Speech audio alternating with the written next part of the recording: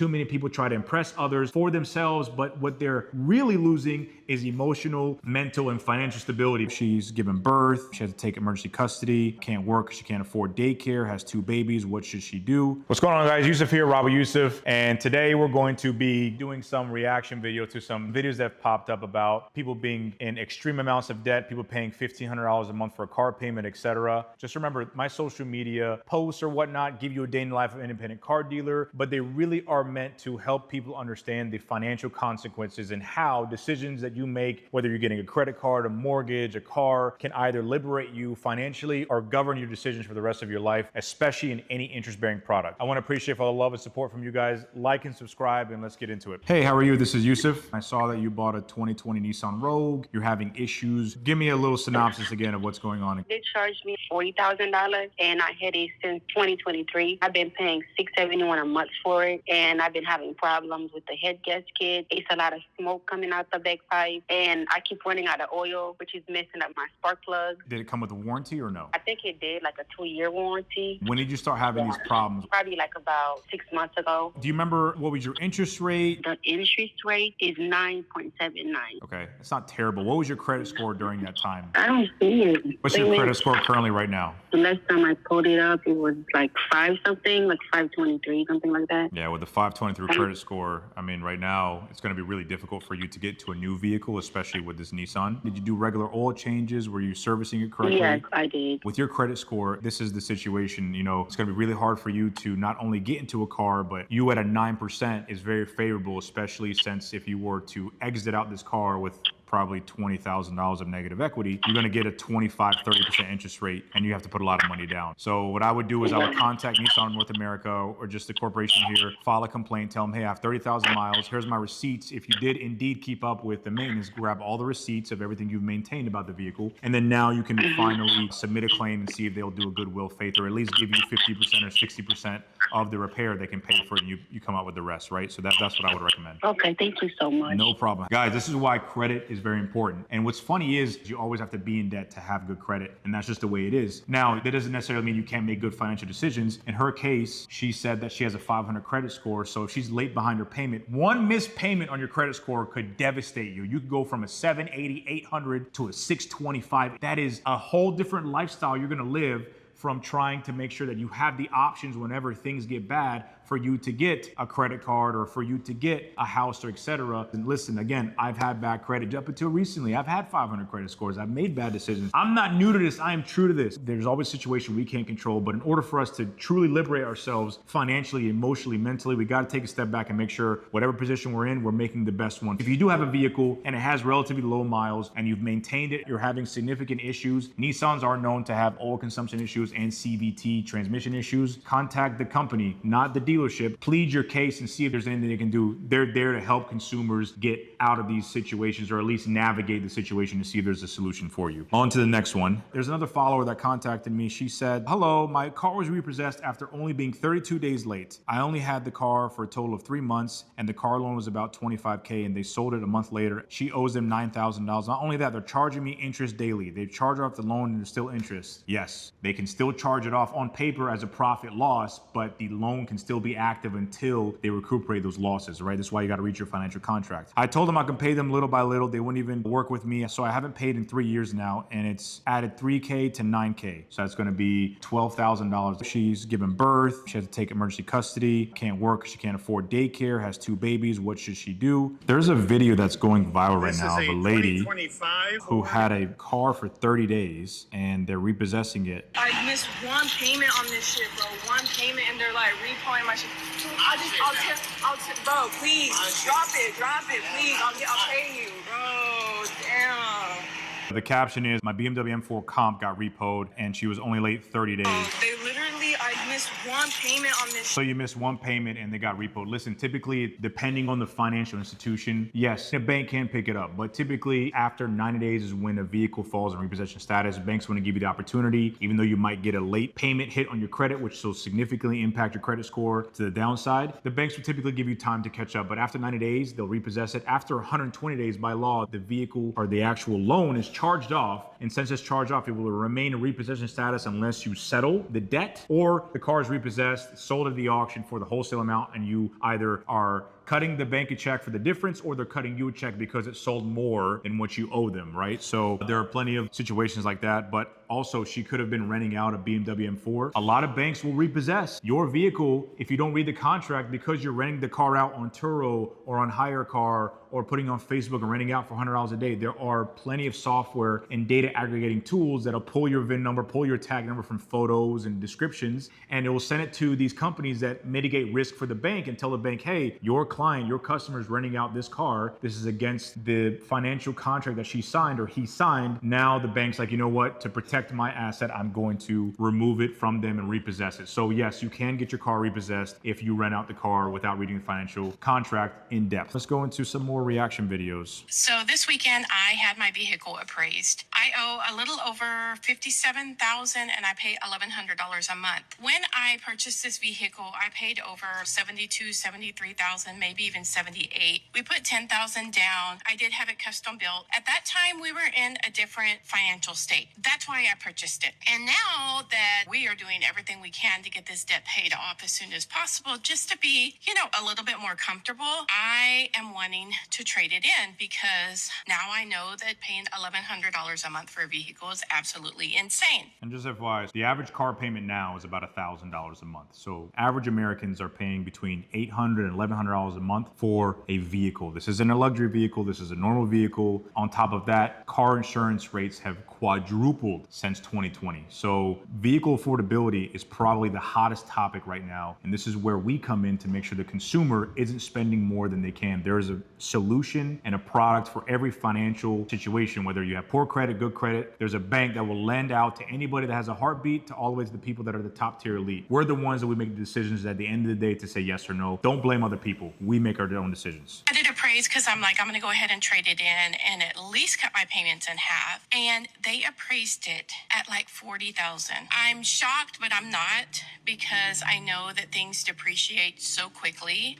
And so now, I don't know what I'm going to do. Listen, everybody that buys a vehicle should automatically assume that depreciation is in the equation. And buying a vehicle is the fastest depreciating asset. And that's not just for regular vehicles, for expensive vehicles too. This is why you buy vehicles that have a good brand loyalty and typically hold their value really well, such as Honda or Toyota. Even some of the luxury cars, they will hold their value. But I have seen too many people buy a Ford Escape or go buy a Kia Telluride for $60,000, $70,000, and now it's $20,000, $30,000 2 years later. That's 30 grand in negative equity. This is why it's not smart to trade out of bad deals. So when you're buying a vehicle, always take into account vehicle depreciation on top of the interest rate. This is where these things correlate the strongest, because if a vehicle's depreciating $5,000 a year and you're paying $5,000 a year in interest, you have basically lost 10 grand in 1 year effectively. So making sure that you are paying double payments or whatnot, if you can, especially in this economy. I mean, everybody's like, oh, Yusuf, who can afford double payments in this economy? I get it. But what I'm saying is this is why we make smart decisions. There are plenty of banks that have changed their lending rules where they're not giving as high of a loan to value to vehicles because of the current market position, which a lot of people are arguing the car market crash is coming. And listen, I've been talking about that for 2 years, but it's getting scary out here, guys. And especially for us dealers, when we're selling to people, we want to sell you a car, but sometimes it's scary to see the terms that you have to abide by in order to get to a vehicle. You have to put 30-40% down. You're getting a 25% interest rate. And I've seen even people with 680, 690 credit scores getting 18% interest rate. What that means is if the bank is saying it's very risky because of the depreciation of your credit score, that means that this isn't the vehicle for you. Make sure you're buying a vehicle used rather than new, because once you buy a vehicle 1 or 2 years older, it's already depreciated.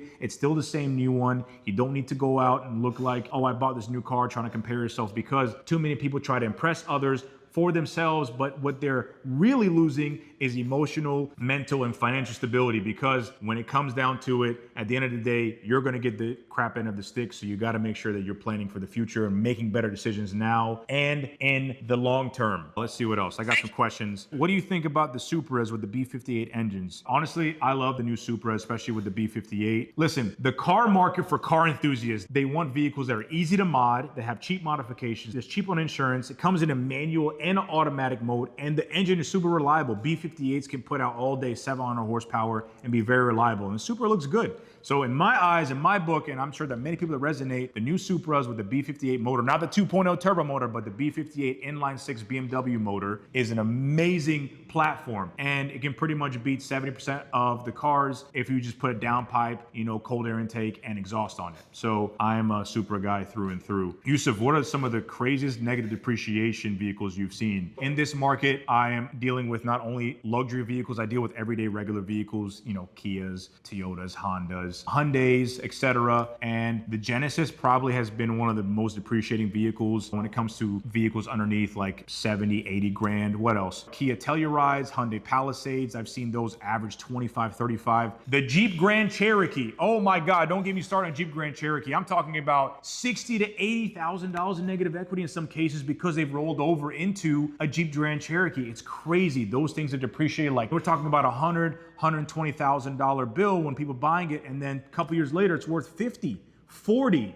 Absolutely insane. Some crazy numbers, the SF90s, the Ferraris, those are going way over sticker when they first came out. The new car hype always fades. So I tell people all the time, take a step back, relax, because you're gonna be in a really bad position. The Ferrari SF90s were going for 900,000, 800,000. Now they're about $350,000 to $450,000. G-Wagons were going for 250 grand plus during COVID. Now they're like 150, 170. Lamborghini Uruses were going crazy. So a lot of these things are 100 plus K negative equity situations. And yes, most vehicles depreciate, but you don't want to get caught in the new car hype because then they sell you a dream to buy into a nightmare. And that's been the case in any financial situation that has come across most car dealership desks. Just because I am posting on social media these crazy deals does not mean that it doesn't happen. We gotta stop living life so anecdotally, be like, oh, that'll never be me. I'm glad that you guys some of you are making good decisions, but the norm here is people don't understand these intricacies. They don't understand these principles of depreciation, amortization, interest rates, all these other things. It's a very complicated process, and buying a car for 90% of Americans is going to be one of the biggest purchases of their life, so you gotta do it smart. What are some of the things you've learned being a car dealer and a successful one at that? Social media has definitely changed my life for the better. Expanding into a platform that allows people to empower one another has been honestly the best return on investment because I get so many messages saying, Yusuf, I really appreciate the fact that you have been able to empower my friend, my family, my this, my that, giving all us the insights and allowing us to make better financial decisions. And that to me, that's everything, right? And a byproduct of that, yes, people come and buy cars from me. Yes, people come and ask me for consulting advice, etc. So I am capitalizing off that. But at the same time, one of the best things I learned as a car dealer is just be truthful, be transparent, be humble, and you'll be able to succeed. I feel like I'm an old timer and these new car payments are absolutely crazy. What's the highest car payment you've seen? The highest car payment I've seen, I think, was like $6,000 on like a very expensive car. But honestly, it's not crazy anymore. Go on TikTok, go on Instagram, go on YouTube, and you'll be able to see plenty of people that work at dealerships, companies, and they go around saying, hey, so-and-so, what's your car payment? I pay $1,200 a month. I pay $1,500 a month. I pay $1,300 a month. It's normal now. So having a $1,500 car payment isn't out the norm, but it's definitely scary because most people income now, America's average salary is $50,000 to $60,000 a year, which is $4,000 to $5,000 before taxes. So, you're paying 30, 40% of your income on a vehicle that includes interest, taxes, and fees and all that. That's just scary to me. These are just situations where we don't really think about the numbers. I've been the type of person I'm like, oh, this feels nice. This looks nice. I'm not really worried about what it costs because it allows me to elevate my sense of, social status, my sense of importance to people. And it's really just a flex for other people. And that's the reality of these things is most people that come to me, it's deeper than just like, oh, Yusuf, I want a new car. I get it. Sometimes having something nice detaches you from the reality of what you're currently in, whether you're facing adversity financially or mental adversity or physical adversity. Having a nice car sometimes does pull you out of that. But at the same time, things depreciate, the hype fails, and the facade fades. Stop putting yourself in a situation that may affect you long term. Listen, guys, it's not worth it, especially for all the people that need to have a co-signer with their mom, their dad, their friends, or family, just to get into something to appease the image of what they're trying to uphold. Because at the end of the day, if you're willing to go to those extremes to hold up an image, think about what that may translate into. You'll do anything else for the image or for the success that you want to perceive. And it's just not worth it, especially here living in Miami. That's the foundation most people live in. I'm happy that people are making money. They're living their life. Cool. I have nothing to say about it, but sometimes, or most cases, very short-lived. So stay grounded, make good financial decisions, And I'm telling you, having peace of mind is probably the best currency to have. What that means is you're not struggling financially, emotionally, and whatnot.